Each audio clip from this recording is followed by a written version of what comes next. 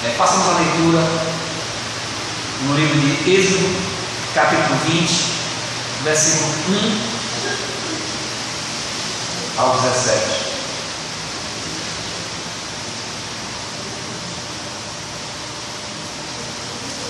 Nós, da Igreja Betsalém Reformada, situado aqui na rua Desembarcador Capitão Moraes e Silva, 468, ao lado da 21 de abril, ao lado do Clube Carlos Salgado, e juntamente conosco, aos que estão aqui da congregação, vamos estar atentos para a palavra de Deus que vai ser falada nas nossas aulas. Diz assim a palavra do Senhor: não terás outro Deus diante de mim, não farás para ti imagem de escultura, nem de semelhança alguma que há em cima dos céus, nem embaixo da terra, nem nas águas embaixo da terra. Não adorarás, nem darás culto, porque eu sou o Senhor teu Deus, Deus zeloso, que visite a iniquidade dos pais e dos filhos, até a terceira e quarta geração daqueles que me aborrecem, e faço misericórdia até a 1000 gerações daqueles que me amam e guardam os meus mandamentos. Não tomarás o nome do Senhor teu Deus em vão, porque o Senhor não terá por inocente o que tomar o seu nome em vão. Lembra-te do dia de sábado para o santificar. 6 dias trabalharás e farás toda a tua obra, mas o 7º dia é o sábado do Senhor teu Deus. Não farás nenhum trabalho, nem tu, nem teu filho, nem tua filha, nem o teu servo, nem a tua serva, nem o teu animal, nem o forasteiro das tuas portas para dentro. Porque em 6 dias fez o Senhor os céus e a terra, o mar e tudo o que neles há, e ao 7º dia descansou. Por isso o Senhor abençoou o dia de sábado e o santificou. Honra teu pai e tua mãe, para que se prolongue os teus dias na terra que o Senhor teu Deus te dá. Não matarás, não adulterarás, não furtarás, não dirás falso testemunho contra o teu próximo, não cobiçarás a carne do teu próximo, não cobiçarás a mulher do teu próximo, nem o seu servo, nem a sua serva, nem o seu boi, nem o seu jumento, nem coisa alguma que pertença ao teu próximo. Seca essa erva, cai a sua flor. Podem sentar. Posso obedecer os 10 mandamentos? Você pode obedecer os 10 mandamentos? Os 10 mandamentos representam a vontade de Deus para a minha vida. Eu sei que a lei não salva. Eu sou resgatado pela misericórdia pela misericórdia de Deus. Eu sei que sou resgatado pela misericórdia de Deus. Se eu sou incapaz de cumpri-la, como posso obedecer os 10 mandamentos? O que devo fazer para herdar a vida eterna? Deus responde através da sua palavra. Nós sabemos lá em Mateus capítulo 19, um jovem, ele corre para Jesus, se ajoelha e diz: ó bom mestre, que farei para herdar a vida eterna?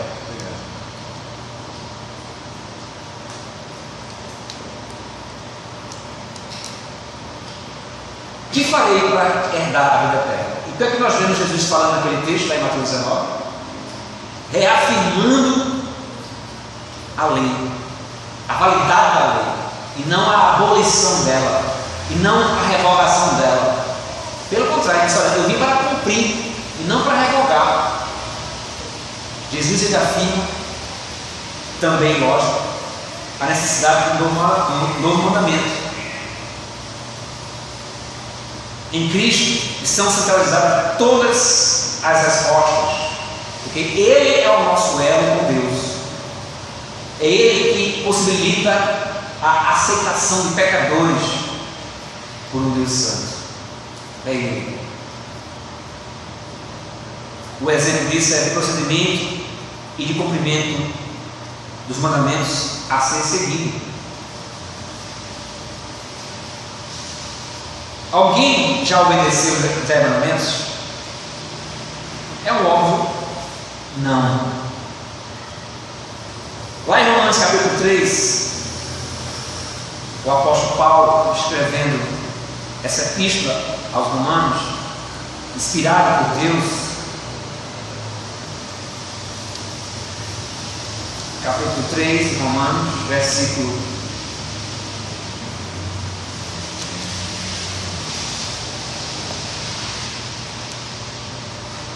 10 diz: como está escrito, não há justo, nem sequer um. Não há quem entenda, não há quem busque a Deus. Todos se extraviaram, a uma se fizeram inúteis. Não há quem faça o bem, não há nenhum sequer.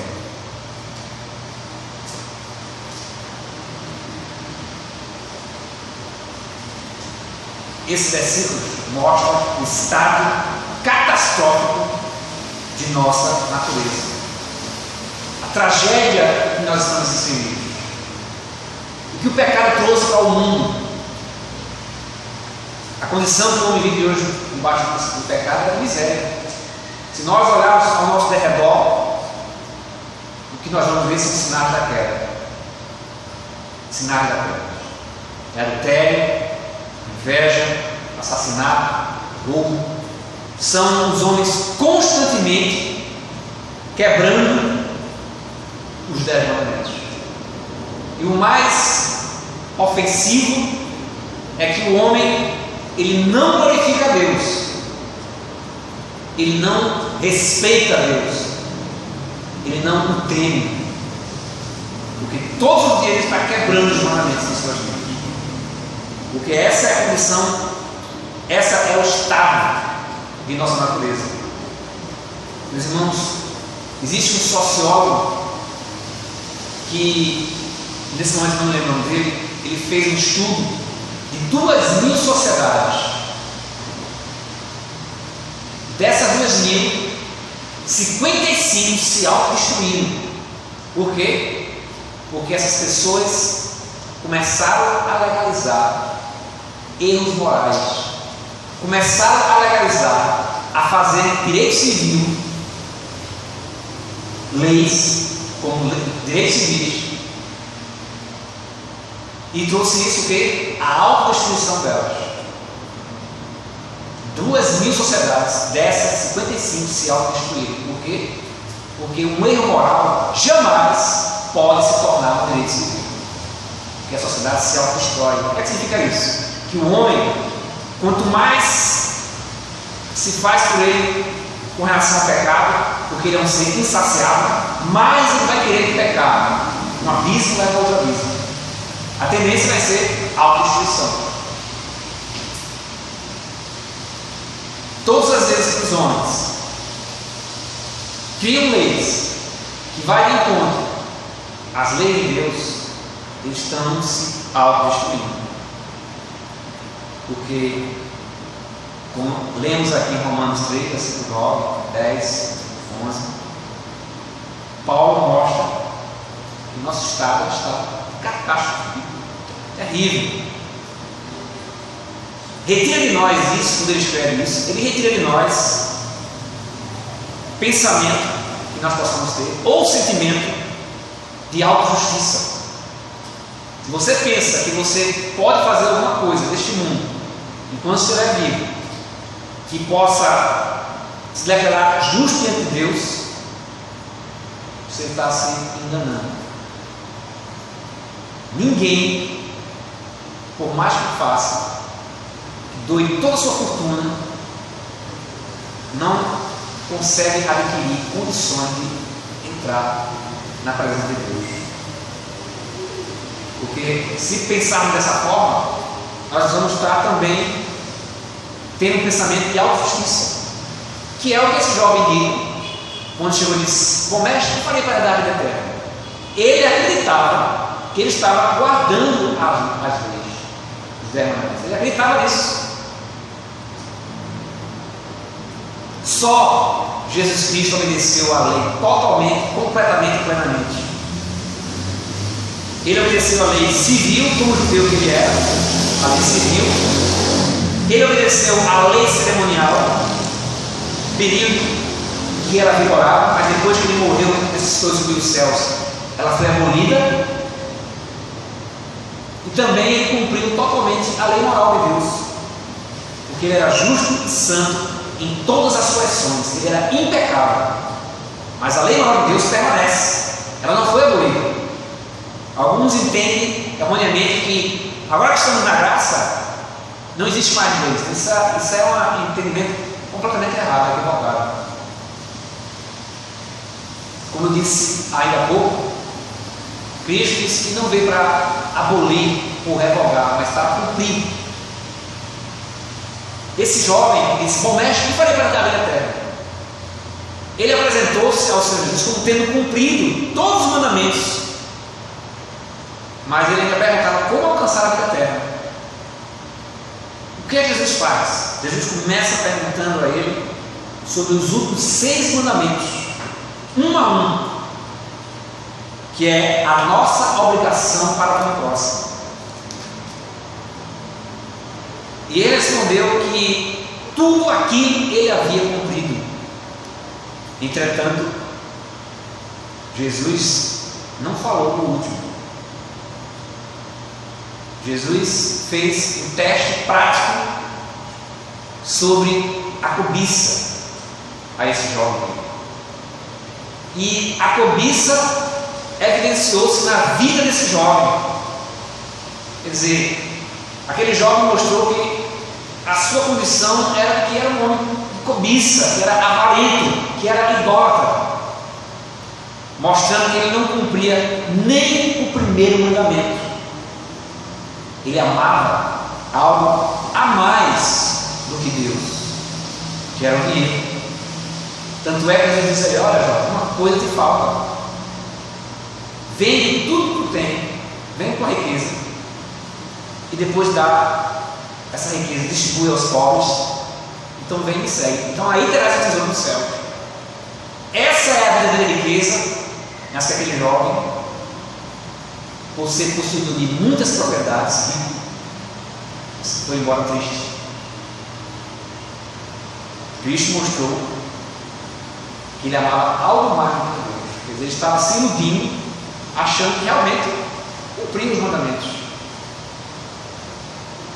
Cristo derrotou o argumento de que o homem e aquele jovem cumpria a lei. Ninguém neste mundo vai conseguir cumprir os 10 mandamentos nunca, porque é um padrão, é uma exigência que nenhum homem nessa terra vai conseguir cumprir. As pessoas tendem a querer fazer as coisas no padrão humano, mas não é dessa forma que Deus colocou esse padrão. O padrão divino é um padrão altíssimo, que é impossível por causa da nossa situação de miséria que nós encontramos, que foi trazida pelo pecado. Então, Jesus, ele derrota o argumento de que esse jovem achava que cumpria a lei, que muita gente aí acha que faz isso. Mas Cristo mostrou que a sua negação, que aquele jovem achava, era falsa. Ele estava alicerçado em uma ilusão. E a mentira tem tendência de criar uma ilusão na vida das pessoas. A lei moral de Deus é válida para a nossa época também hoje. A lei está continuamente revelando a nossa insuficiência. A lei de Deus é um espelho diante de nós. Ela está sempre mostrando a nossa situação, nosso estado. Nós não conseguimos cumpri-la. Por isso que nós temos que depositar a nossa confiança em Cristo e em sua justiça. A lei está continuamente revelando a nossa suficiência. Nós temos que obedecer em Cristo os 10 mandamentos. A nossa confissão de fé, ela diz que Cristo cumpriu por nós na cruz a lei.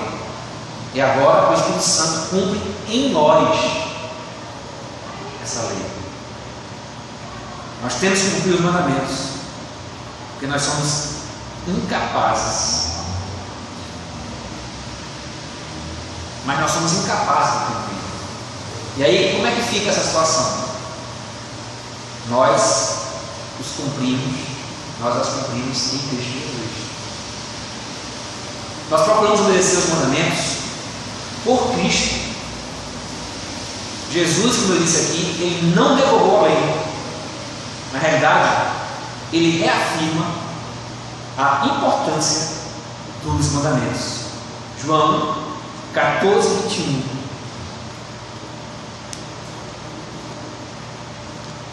João 14, 21.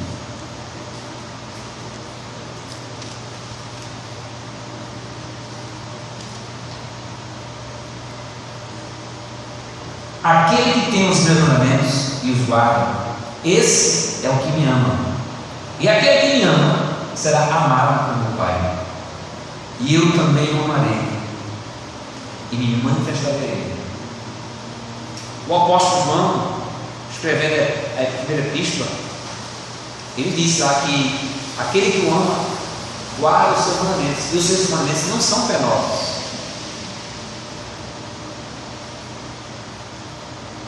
Então, na realidade, ele reafirma a importância dos mandamentos. João mostra que o cumprimento aos mandamentos é a grande evidência da nossa salvação, porque está em Cristo, e só estamos em Cristo por causa da graça que nos alcançou. A graça mudou o nosso coração perverso, pedra. Isso nós chamamos de regeneração. É o que faz a gente não resistir mais. Podemos resistir um período, mas nós acreditamos que a graça ela é irresistível. Resistimos por um período, mas finalmente nós não vamos mais conseguir, porque Deus é poderoso.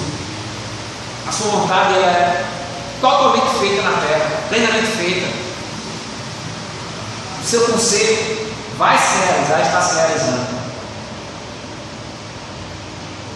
Então, por isso que nós acreditamos que a graça é irresistível.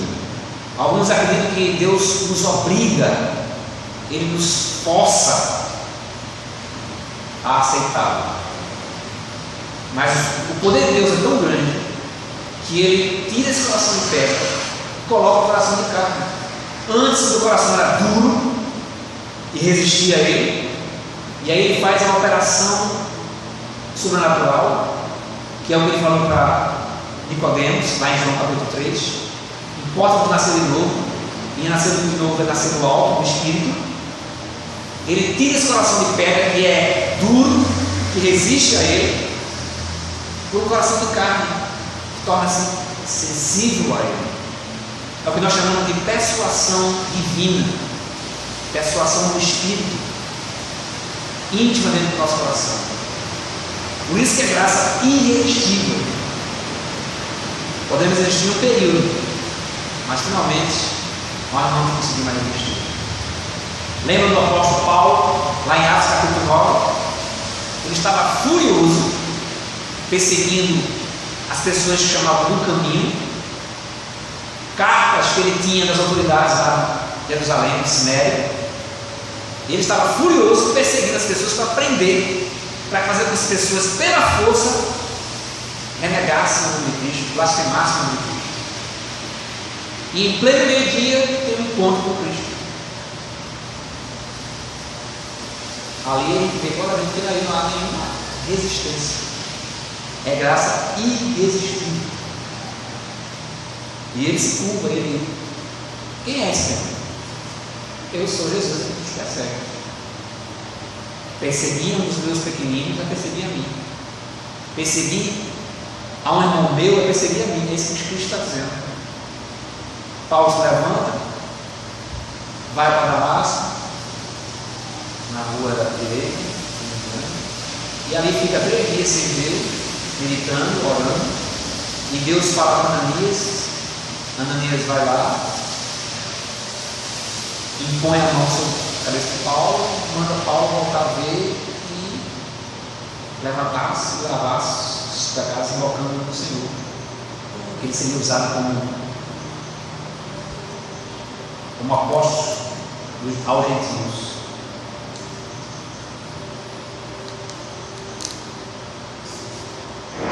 Nós devemos ser gratos a Deus, pois Cristo nos resgatou da maldição da lei, da punição da lei. Ora, porque ele se fez pecado por nós. Se o primeiro casal,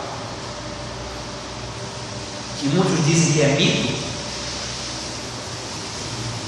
é uma influência essa dos liberais do século XVII, começou já essa influência fortemente no século XVIII e XIX, em que não creem na ressurreição de Cristo, não creem no seu nascimento original, não creem que existiam os primeiros pais, Adão e Eva. Então estariam chamando também de Jesus de mentiroso, Paulo de mentiroso, porque Romanos capítulo 5 está lá Paulo fazendo analogia, né?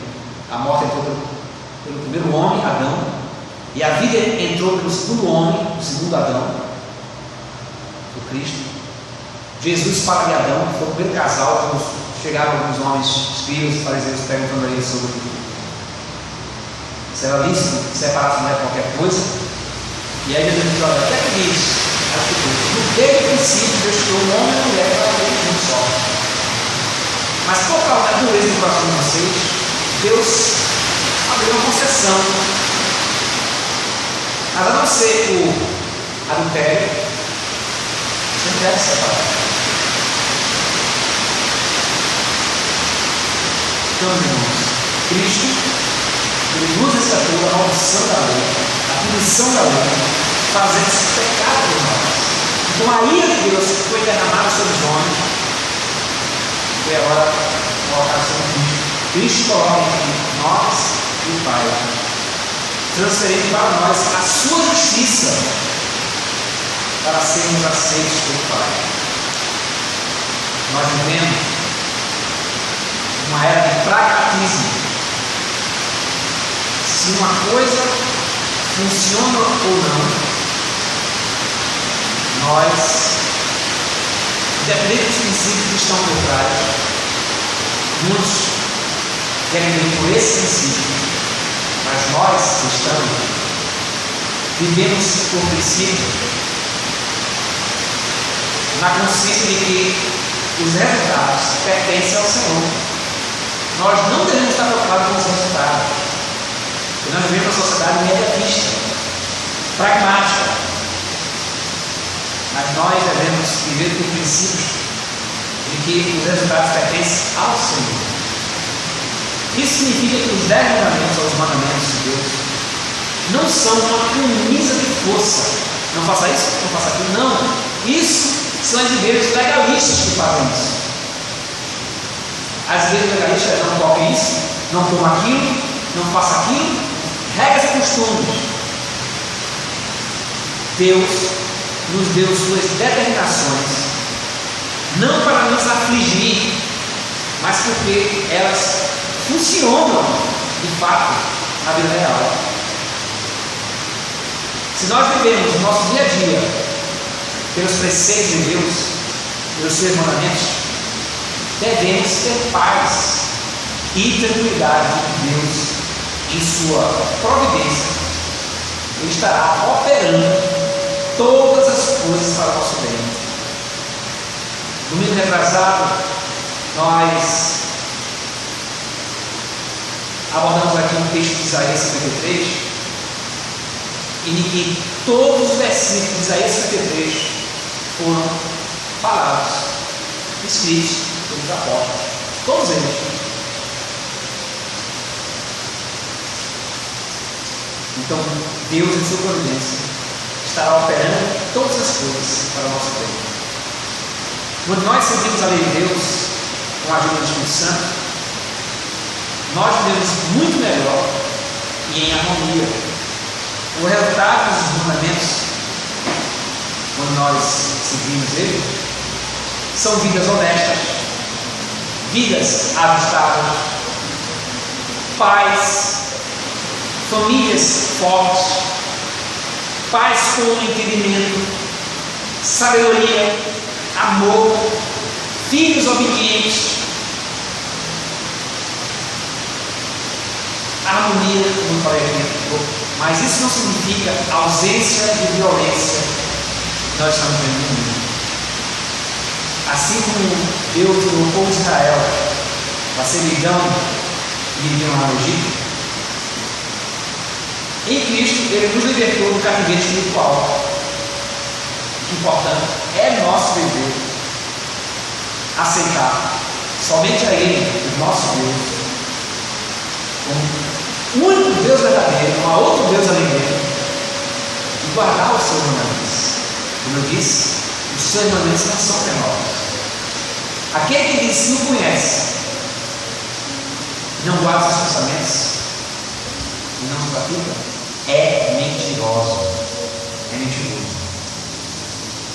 Por isso devemos aceitar só Ele como nosso Deus e guardar os seus mandamentos. Cristo, Ele foi para aquela cruz,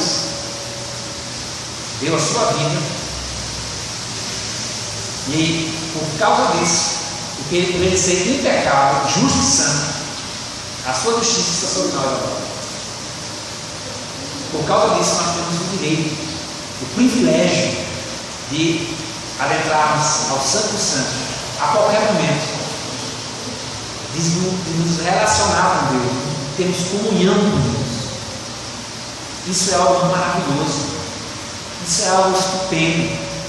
Temos o perdão de Deus que criou todas as coisas, o Deus que é o Senhor da história.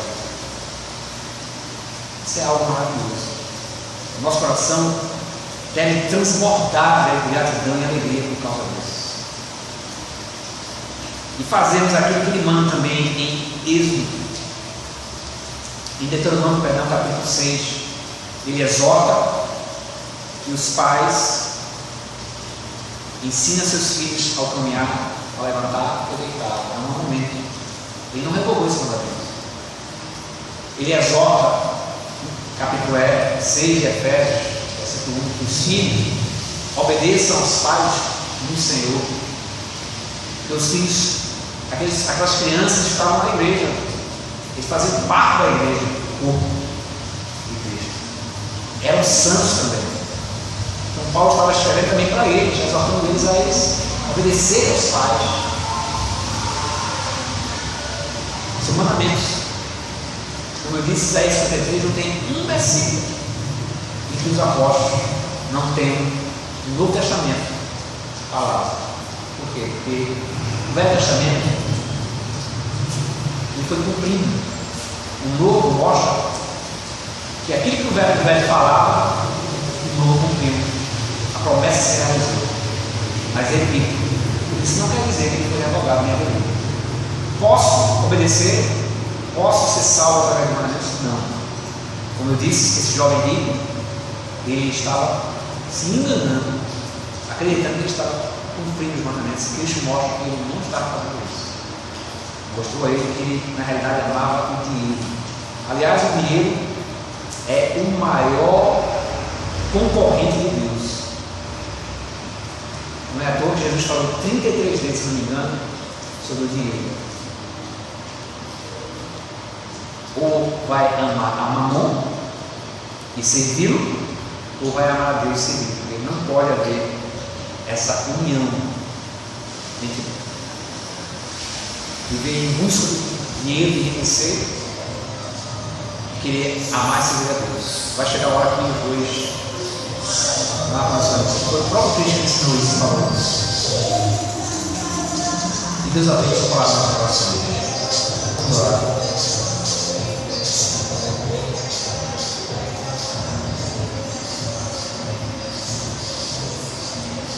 Pai querido, nós somos gratos a Ti, Senhor. Tu és um Deus maravilhoso, em quem nós nos alegramos, em que os nossos corações estão cheios de gratidão para contigo. Oh Deus, como Tu és bom para nós. Para onde nós iremos, só Tu tem a palavra de vida, Senhor. Tu és maravilhoso, Senhor. Muito obrigado pelo Teu sacrifício naquela cruz. Nós fomos revestidos da Tua justiça. Tu és bom, Senhor. Tu és bom conosco. E essa é uma verdade terrível. Tu és bom e nós não. Nosso coração é desesperadamente corrupto e enganoso, mas é algo assombroso. Nós vamos poder entrar no céu por tua causa. Falasse lá em João, no capítulo 14, aos nossos irmãos, eles não deveriam estar preocupados. E o seu coração se turbasse, não entrasse em reuniões, a se crescer em ti e no Pai. E tu iria preparar um lugar de muitas moradas, para que onde tu estivesse, nós também estaríamos. E tu és um fiel cumpridor de promessas. Ó Deus, seja conosco nessa semana que entra. Leva-nos a te amar. Perdoa-nos porque nós não amamos como tu deve ser amado muitas vezes. Nem amamos o nosso próximo também, Senhor. Nós deveríamos amar. Motiva-nos, ó Deus. Encoraja-nos. Muito obrigado pela tua graça maravilhosa que se derramar sobre nós todos os dias, sem renovado. É a causa de não sermos destruídos. Por Deus, seja com esta nação, com este Brasil, onde o povo brasileiro é um povo tão sofrido, está sendo enormemente explorado. Traga temor aos corações dos políticos, Senhor. Que nós estamos vendo esse país é uma vergonha. Não basta apenas queremos combater a corrupção, mas é preciso combatermos o mal, Senhor. O mal. Que são partidos que dizem que estão a serviço das pessoas, mas que nós estamos vendo são esses partidos, essas pessoas, esses partidos, se servindo em vez de servir as pessoas, se beneficiando em vez de beneficiar as pessoas. Isso é vergonhoso, isso é lamentável. Ó Senhor, tem misericórdia de nós. Só Tu pode mudar essa situação, Senhor. São milhares no Brasil clamando a Ti, Senhor, para que Tu tenha misericórdia desse país. Não permita que esse mal vá adiante, Senhor. Seja com o Teu povo, seja com os Teus escolhidos espalhados no mundo. Continua, Senhor, nos dando graça, porque Tu não nos tem dado espírito de covardia, mas sim de intrepidez, moderação de amor. Que nós nos apliquemos à leitura da palavra, a meditá-la, a estudar, a pesquisar. E sábado agora, Senhor, dia 4 de abril, aqui nós nos estamos reunindo para começarmos a estudar, Senhor, teologia sistemática de Berkhoff. Ó Deus, edifica-nos através desse estudo, nos leva mais para perto de Ti, Senhor, através do estudo, desses estudos. Nós precisamos de Ti, Senhor, continuamente. Não somos nada, não temos nada. Ó Deus, que a Tua graça maravilhosa seja derramada sobre os nossos vizinhos também, sobre os nossos parentes e familiares, Pai. Tem piedade de nós. Milhares e milhares estão andando na escuridão, Senhor, achando, acreditando que a pluralidade de religiões vai levar a Ti, Senhor. Só existe uma religião verdadeira, é o cristianismo. É o cristianismo clássico. Ó Pai, tudo isso está fundamentado em uma pessoa, Jesus Cristo. Tua palavra é inerrante, ela é infalível. As originais, Senhor, não há nenhum erro. As cópias também, Senhor, elas têm alguns erros, mas ela é fidedigna, 99% delas, Senhor. Há alguns erros gramaticais, mas que não alteram a veracidade da Tua palavra de maneira nenhuma, Senhor. Ó Deus querido, muito obrigado por tudo. Bendito é o Teu nome maravilhoso. nós te adoramos na beleza da tua santidade. De fato, tu és nosso pastor e nada nos tem faltado. Nós oramos agradecidos, em nome santo e precioso, confiados no teu sacrifício naquela cruz, Senhor. Amém. Vamos ficar de pé, meus irmãos. Os que puderem. Vamos cantar o hino 198.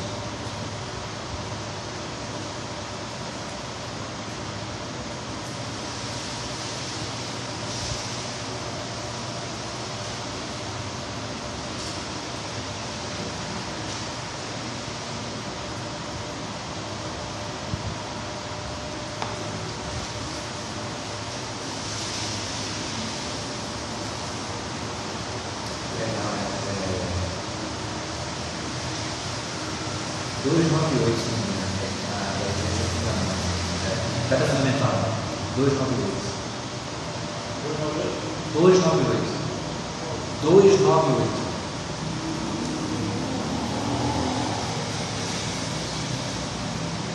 Da igreja ao fundamento é Cristo Salvador, em seu poder descansa, que é forte em seu amor, pois nele alicerçada, segura e firme está, e sobre a rocha eterna jamais se abalará.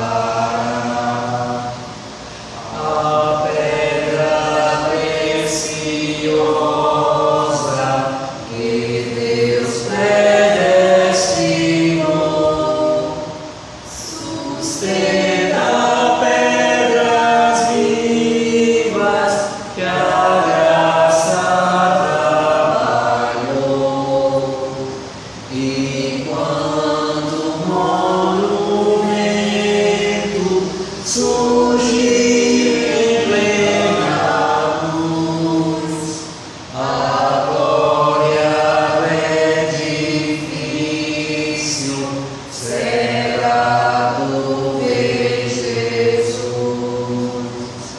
Neste edifício santo, eles ao teu louvor, esteja a tua bênção, oramos que Senhor, que muitos pecadores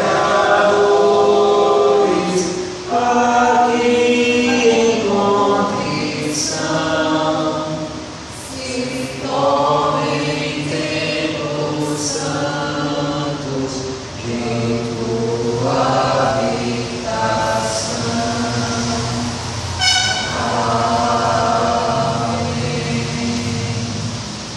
Coração do Senhor, olhar para o alto e receber da parte de Deus a bênção.